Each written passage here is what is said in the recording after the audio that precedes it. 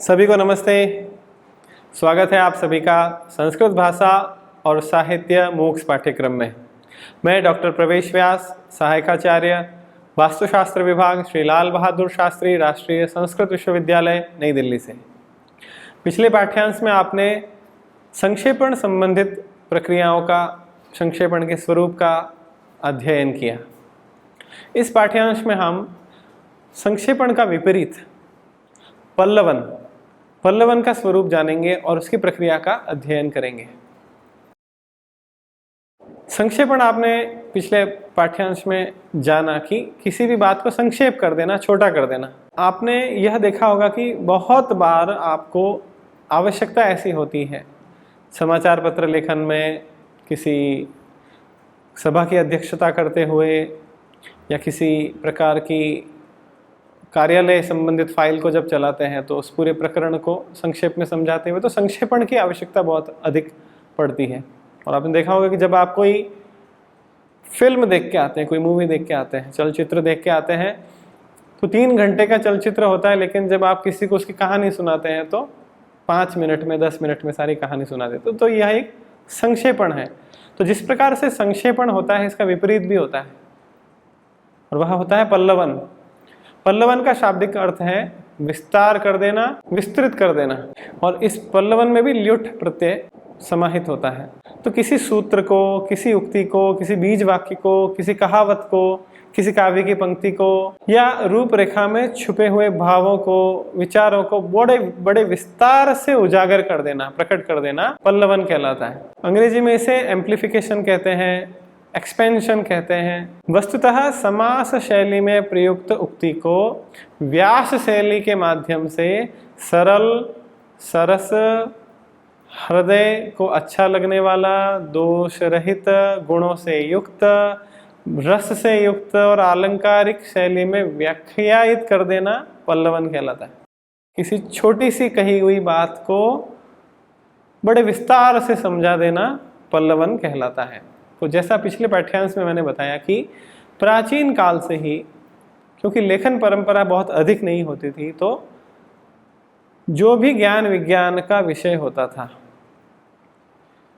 आचार्य उसे सूत्र रूप में, छोटे से छोटा सूत्र बना करके कि अपने शिष्यों को याद करवा देते थे, अक्षरशः बिल्कुल वैसा का वैसा याद करवा देते थे। और आज भी ऐसी परंपरा चलती है कि प्राचीन काल से चले हुए जो गुरुकुल हैं संस्कृत के, उन गुरुकुलों में छोटे छोटे छात्रों को, विद्यार्थियों को अक्षरशः वैदिक मंत्र याद करवा दिए जाते हैं। कहीं भी एक मात्रा की भी, एक स्वर की भी त्रुटि नहीं होती। व्याकरण के सूत्र याद करवा दिए जाते हैं, वेदांत के सूत्र याद करवा दिए जाते हैं, योग के सूत्र याद करवा दिए जाते हैं। और आप देखेंगे कि संस्कृत वाङ्मय में जो मूल ग्रंथ हैं प्राचीन, वे ज्यादातर ग्रंथ सूत्रात्मक रूप से हैं, सूत्रों में लिखे गए हैं। तो जब ये सूत्र याद करवा दिए जाते हैं तो बाद में जब आप उन सूत्रों को किसी को समझाते हैं तो उनको विस्तार देना होता है। सूत्र वह छोटा सा ही होता है, लेकिन उसको बड़े विस्तार के साथ में, सरल भाषा में, सहज भाषा में अभिव्यक्त करना होता है कि आगे वाला व्यक्ति उसे समझ पाए, और वही पल्लवन है। इसलिए अगर हम पल्लवन की परिभाषा कहें तो किसी निर्धारित विषय को, जैसे सूत्र वाक्य है या उक्ति है या विवेच्य बिंदु है, उसको उदाहरणों से, तर्क से पुष्ट करते हुए प्रवाहमय रूप में, सहज अभिव्यक्ति के साथ, सरल शैली में, मौलिक रूप से, सारगर्भित रूप से विस्तार देना पल्लवन या एक्सपेंशन कहलाता है। इसे विस्तारण, भाव पल्लवन, ये शब्द भी पल्लवन के लिए प्रयोग में आते हैं। तो सूत्र रूप में लिखी गई या कही गई बात के गर्भ में भाव और विचारों का एक बहुत बड़ा पुंज होता है। विद्वान एक ही पंक्ति पर कई घंटों तक भी बोल लेते हैं, और कई बार तो एक ही वाक्य को लेकर पूरी पुस्तक की भी रचना कर देते हैं। तो यही पल्लवन है। किसी सुगठित, गुम्फित, गूढ़ विचार को या किसी भाव को विस्तार देना ही पल्लवन है। तो जब हम किसी बात को बोलते हैं, लिखते हैं, तो उसमें पल्लवन का बहुत महत्व है। सामान्य से सामान्य वाक्यों में भी इसका उपयोग किया जा सकता है। व्याख्यान जब होता है तो वक्ता अपनी भावना को सरल रूप से स्पष्ट करता है, जिससे कि आगे वाला व्यक्ति उसको समझ जाए। और अधिकांशतः व्याख्यानकर्ता इस पल्लवन का प्रयोग करके प्रशंसा को प्राप्त करते हैं। जैसे कुछ दार्शनिक होते हैं, कवि होते हैं, वे तो अपने विचारों को बहुत सूत्र रूप में कहते हैं, संक्षेप में कहते हैं, लेकिन जो व्याख्याता होंगे वे अपनी बात को बड़े विस्तार से समझाएंगे, उसमें कई कथानक डालेंगे, कहानियाँ डालेंगे, कुछ रोचक बातें उसमें डाल देंगे, ताकि सुनने वाले को बहुत ज़्यादा रुचि हो उसमें और उसको रस प्राप्त हो, आनंद प्राप्त हो और वह आपकी बात को समझ पाए। जैसे एक उदाहरण लेते हैं कि किसी ने कहा स रुरोद, किसी ने कहा कि वह रोया। अब मैंने किसी को बताया कि वह रोया, तो जो सुनेगा उसके मन में जिज्ञासा होगी, कौन रोया, कहाँ रोया, क्यों रोया, अरे पूरी बात बताओ, कौन रोया। तो ऐसी अपने आप एक जिज्ञासा होती। तो बात छोटी सी थी, एक ही शब्द मैंने बोला कि वह रोया, लेकिन आपके मन में एक जिज्ञासा आ गई। तो अब उस जिज्ञासा की शांति कैसे होगी? पल्लवन से होगी। अब आप उसको समझाएंगे कि वह एक भिखारी था, एक भिक्षुक था, वह रोया, चौराहे पर रोया। और क्यों रोया? बड़ी भूख लग रही थी उसे, बुभुक्षा के कारण भोजन नहीं मिला इसलिए रोया। फिर मैंने उसको जाके भोजन दिया, फिर वो खुश हुआ, तब उसका रोना बंद हुआ।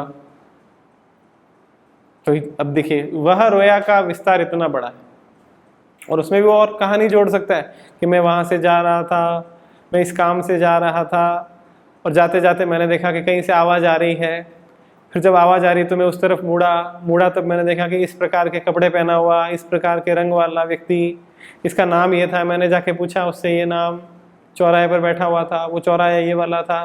तो इस प्रकार से बड़ा विस्तार देके आप ये छोटी सी बात को भी समझा सकते हैं, बता सकते हैं। तो अति सामान्य वाक्य को भी भाव विस्तार की आवश्यकता होती है। और कभी कभी व्यक्ति अपनी बात को बड़े अलंकारों के साथ जोड़ता है, सुंदर रूप से प्रस्तुत करता है और उसके लिए पल्लवन की आवश्यकता होती है। जैसे एक उदाहरण और लेते हैं, संस्कृत का एक वाक्य है विकास्यते बुद्धि ही, कि बुद्धि का विकास हो रहा है, बुद्धि विकास को प्राप्त होती है। फिर जिज्ञासा होती है कि भाई बुद्धि का विकास कैसे हो रहा है, ऐसा क्या कर रहे हो जिससे आपकी बुद्धि बढ़ रही है? तो अब उसका विस्तार इस प्रकार से होगा कि यह पठति लिखति पृच्छति परिपृच्छति पंडितान उपाश्रयति तस्य दिवाकर किरणै नलिनी दलमिव विकास्यते बुद्धि। फिर से देखते हैं, यह पठति लिखति पृच्छति परिपृच्छति पंडितान उपाश्रयति तस्य दिवाकर किरणै नलिनी दलमिव विकास्यते बुद्धि। तो बुद्धि का विकास कैसे होता है? कि जो पढ़ता है, जो लिखता है, जो प्रश्न पूछता है, फिर प्रश्न का उत्तर मिलने पे फिर से प्रश्न पूछता है, विद्वानों की सेवा करता है, पंडितों की सेवा करता है, उनके सानिध्य में रहता है, तो उससे उसकी बुद्धि का विकास होता है। और उसका फिर अलंकार दिया कि बुद्धि का विकास कैसे होता है, कि जैसे जब सूर्य की किरणें विकसित होती है, जब सूर्य उदय होता है तो जो कमल है उसका फूल खिलता है। आप जानते होंगे कि कमल का फूल सूर्यास्त होने पर बंद हो जाता है और जैसे सूर्य उदय होता है तो खिल जाता है। तो जिस प्रकार से सूर्य की किरणों से कमल का फूल विकसित होता है, उस प्रकार से ही ये पढ़ना, लिखना, पूछना, विद्वानों की सेवा करना, पंडितों का सानिध्य मिलना, ये सारी प्रकाश की किरणों जैसे बुद्धि को विकसित कर देती है। संस्कृत भाषा में पल्लवन के विविध प्रकार है, अनेक प्रकारों से पल्लवन किया जा सकता है। विशेष रूप से शब्द शक्तियों का प्रयोग किया जाता है। अब शब्द शक्ति क्या है? कि अभिधा, लक्षणा और व्यंजना, 3 प्रकार से व्यक्ति किसी बात को बोल सकता है। अभिधा होता है बिल्कुल सीधा सीधा किसी बात को बोल दे। लक्षणा होता है कि उसमें थोड़ा सा बात को घुमा के बोले, सीधा नहीं बोले। और व्यंजना होती है कि बिल्कुल तीसरी ही लाइन बोले लेकिन उसका अर्थ कुछ और ही हो। जैसे मान लीजिए कि किसी व्यक्ति की पत्नी बहुत सुंदर तैयार होकर सामने आ गई, तो वो अगर ऐसा बोलता है कि तुम बहुत सुंदर लग रही हो, तो ये अभिधा है, सीधा सीधा बोल दिया। अगर वो बोलता है क्या बात है आज तो गजब लग रही है, तो ये लक्षण है। और अगर वो ये बोले कि आज तो ऐसा लग रहा है कि चांद पृथ्वी पे उतर आया है, चांद जमीन पे उतर आया है, अब वो सीधा कुछ नहीं बोल रहा है लेकिन व्यंजना है, इसका अर्थ ये है कि आप बहुत ज़्यादा सुंदर लग रही हो। तो पल्लवन में इन 3 प्रकारों का यूज़ किया जा सकता है, प्रयोग किया जा सकता है। और जब व्यंजना शक्ति को प्रयोग में लेते हैं, व्यंजना शब्द शक्ति काम में ली जाती है, तो उसमें बहुत नया और विस्तृत अर्थ छुपा हुआ रहता है। और व्यंजना शब्द का अर्थ है कि विशेष प्रकार का अंजन, काव्य संबंधी पद या वाक्य जिसमें गूढ़ अर्थ छुपा हुआ हो, कि जी आप तो ईद का चांद हो गए हो, इसका मतलब ये है कि आप तो दिखाई नहीं देते हो, तो ये व्यंजना है, आपने व्यंग्य किया उसमें। तो वास्तव में ध्वनि सिद्धांत का मूल आधार व्यंजना है। ध्वनि काव्य की आत्मा है और यह शाब्दी और आर्थी, ये 2 प्रकार की होती है ध्वनि। तो जब अनेक प्रकार के अर्थ वाले शब्द होते हैं तो उनमें संयोग, वियोग, साहचर्य, विरोधी भाव, अर्थ, प्रकरण, लिंग आदि के माध्यम से अभिनव अर्थ की अभिव्यक्ति होती है। आप बहुत सारे अलग अलग प्रकार के शब्दों को प्रयोग करके नए नए अर्थों की अभिव्यक्ति कर सकते हैं। तो ये शाब्दी व्यंजना होती है। और जो आर्थी व्यंजना होती है उसमें वाक्य, लक्ष्य, व्यंग्य अर्थ की अभिव्यक्ति होती है। जैसे ये जो आर्थी व्यंजना है ये विशेष रूप से वक्ता, श्रोता, काकू की विशिष्टता या योग्यता के आधार पर अर्थ का पल्लवन करवाते हैं। और कई बार अलंकारों के द्वारा भी पल्लवन होता है। जैसे अभी आपने पिछले उदाहरण में देखा कि अलंकार लगा दिया, ऐसी उपमा कर दी कि जैसे सूर्य कमल को विकसित करता है वैसे आपकी बुद्धि विकसित हो रही है। तो श्लेष अलंकार का प्रयोग किया जा सकता है, यमक अलंकार का प्रयोग किया जा सकता है, अतिशयोक्ति का प्रयोग किया जा सकता है, विशेष उक्ति का प्रयोग किया जा सकता है, अर्थांतरन्यास अलंकार का प्रयोग किया जा सकता है। और उन सब से पल्लवन को बहुत ज़्यादा अच्छा सशक्त बनाया जा सकता है। किसी बात को समझाने के लिए आप उसमें कोई श्लोक भी डाल सकते हैं, किसी की कोई उक्ति डाल सकते हैं, किसी का कोई वचन भी डाल सकते हैं और अपनी बात को और ज़्यादा प्रभावी बना सकते हैं। तो विशेष रूप से ये पल्लवन श्रोता और वक्ता में योग्यता, शक्ति और अभ्यास को चमत्कार युक्त बनाने का काम करता है। तो कई बार जो अल्प बुद्धि होते हैं, जो बहुत ज़्यादा दिमाग नहीं लगाते हैं, बहुत ज़्यादा नहीं समझ पाते हैं, तो वो इस प्रकार की बहुत ज़्यादा व्यंजनाओं से युक्त अर्थों को समझ नहीं पाते हैं।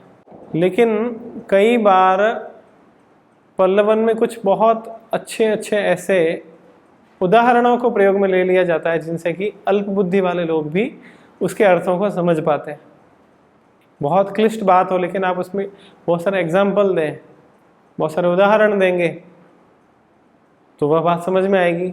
जैसा हमने कई बार कक्षाओं में भी देखा होगा कि जो टीचर, जो अध्यापक अपनी बात को कहानियों के माध्यम से, बहुत सारे उदाहरणों को देकर समझाता है, छात्र उस विषय को बहुत ज़्यादा अच्छे से समझ पाते हैं।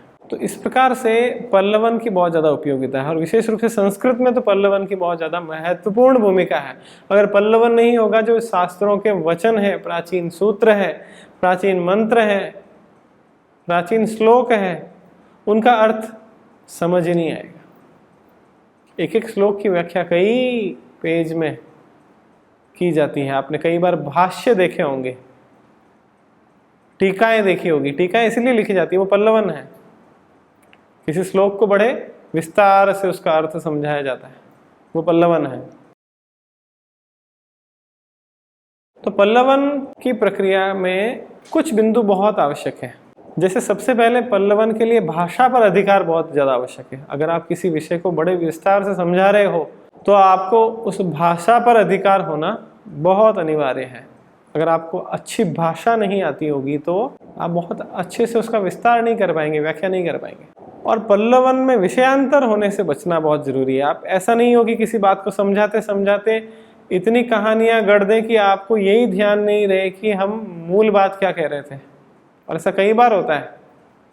कई बार ऐसे वक्ता होते हैं, कई बार ऐसे व्याख्याता होते हैं, कई बार ऐसे भाषण देने वाले होते हैं जो किसी एक विषय पर बोल रहे होते हैं और कहीं की कहानी बताते बताते वो यही भूल जाते हैं कि उनका मूल विषय कौन सा था। तो पल्लवन में इस प्रकार का दोष नहीं होना चाहिए। ठोस रूप से आपको विषय पर ही रहना चाहिए, विषय को ही स्पष्ट करना चाहिए और विषय के आसपास ही रहना चाहिए। और जब आप पल्लवन करते हैं तो बीच बीच में किसी बात को समझाते हुए मुहावरेदार भाषा का प्रयोग भी कर सकते हैं। कुछ मुहावरे, कुछ नीति के श्लोक डाल सकते हैं, कुछ सुवचन, अच्छे वचनों को आप उसमें समाहित कर सकते हैं और अपनी बात को और ज़्यादा सशक्त, और ज़्यादा रोचक तरीके से, और ज़्यादा अच्छे से समझा सकते हैं, और ज़्यादा प्रभावपूर्ण तरीके से आप उसे बता पाते हैं जब आप उसमें कुछ उसी विषय से संबंधित उक्तियों को डाल देते हैं, मुहावरों को डाल देते हैं। और विशेष रूप से जब आप कोई विचारात्मक सूत्र को या किसी सूक्ति को समझा रहे हो, उसका पल्लवन कर रहे हो, तो बहुत ही तार्किक शैली, तर्कपूर्ण शैली से उस विषय का विस्तार करना चाहिए। मन गढ़ंत बातों को प्रयोग में नहीं लेना चाहिए।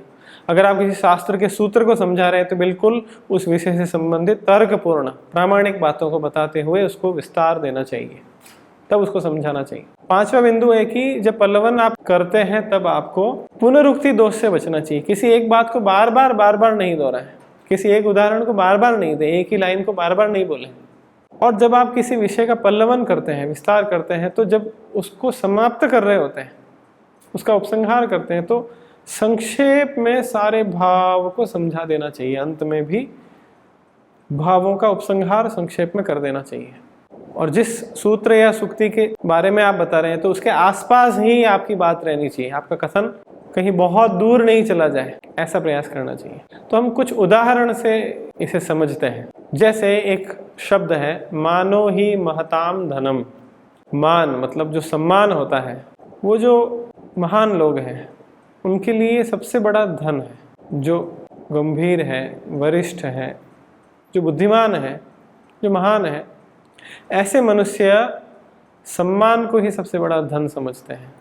तो मनुष्य का सबसे बड़ा धन उसका सम्मान ही है। तो ये एक शीर्षक दे दिया, अब आपको उसे पल्लवन करना है, आपको समझाना है कि ऐसा कैसे है कि सम्मान व्यक्ति का सबसे बड़ा धन है। तो आपको पहले एक रूपरेखा बनानी चाहिए, दिमाग में कुछ बिंदु बनाने चाहिए कि मैं इसको समझाने के लिए क्या क्या विषय जोड़ूं, किन किन बातों को ध्यान में रखूं। तो पहले इस मान शब्द को मैं समझाऊंगा, इसके अर्थ को समझाऊंगा और इस मान के सामाजिक महत्व को समझाऊंगा कि सम्मान कितना जरूरी है समाज में। फिर जो महताम धनम, महत शब्द है, महान शब्द का अर्थ समझाऊंगा। तो महान क्या होता है, महान व्यक्ति कौन होते हैं, उनके लक्षण क्या होते हैं, कैसे लोग महान कहलाते हैं, और कुछ उदाहरण भी दूंगा कि इतिहास में कौन कौन से ऐसे व्यक्ति हुए जिन्हें महान कह सकते हैं। और उससे संबंधित कुछ कवियों की उक्तियाँ, कोई श्लोक, कोई नीति वचन मैं इसमें जोड़ दूंगा। और धन शब्द का भी मैं विश्लेषण करूंगा।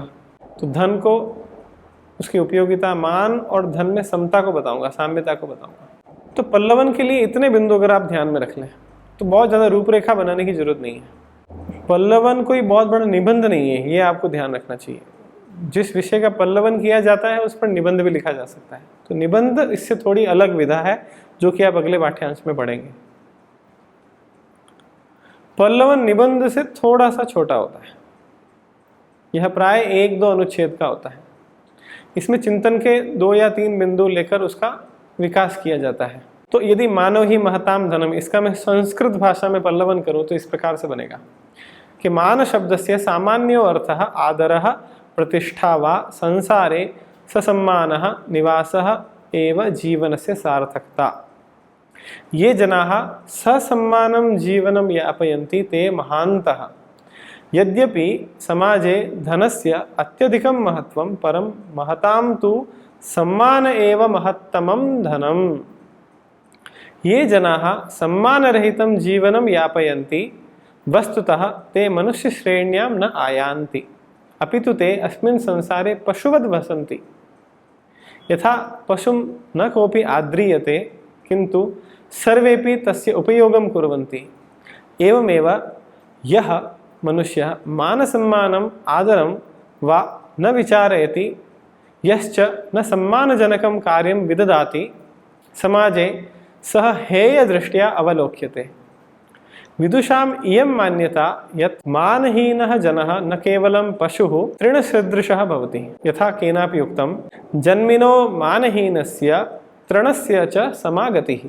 यथा प्रज्वलितम् अग्निं न कोऽपि अवमन्यते, तथैव न कोऽपि मानिनं पुरुषम् अवजानाति। यथा सूक्तमस्ति ज्वलितं न हिरण्यरेतसं चयमास्कंदयति भस्मनाम चयः। हिंदी भाषायाम अपि उक्तम, जिसको न निज गौरव तथा निज देश का अभिमान है, वह नर नहीं नर पशु निरा है और मृतक के समान है। तो इस वाक्य का संस्कृत में पल्लवन कैसे होगा ये आपने देखा, और हिंदी में इसी को हम देखें तो जो हमने 4 बिंदु पहले सोचे थे कि पहले मान के बारे में बताएंगे, फिर महान क्या है उसके बारे में बताएंगे और कुछ उदाहरण देंगे। तो मान शब्द का सामान्य अर्थ है आदर या प्रतिष्ठा। संसार में सम्मान पूर्वक रहना ही जीवन की सार्थकता है। जो व्यक्ति सम्मान पूर्वक जीवन व्यतीत करते हैं वे महान कहलाते हैं। यद्यपि समाज में धन का बहुत महत्व है, किंतु महान व्यक्तियों का तो सम्मान ही सबसे बड़ा धन है। जो व्यक्ति सम्मान से रहित जीवन बिताते हैं वे वस्तुतः मनुष्य की कोटि में नहीं आते, अपितु वे संसार में जीवित होते हुए भी पशु के भांति हैं, एक जानवर के भांति हैं। और जिस प्रकार से जानवरों को कोई आदर नहीं देता है लेकिन उनका उपयोग सभी करते हैं, वह व्यक्ति भी उसी सम्मान हो जाता है।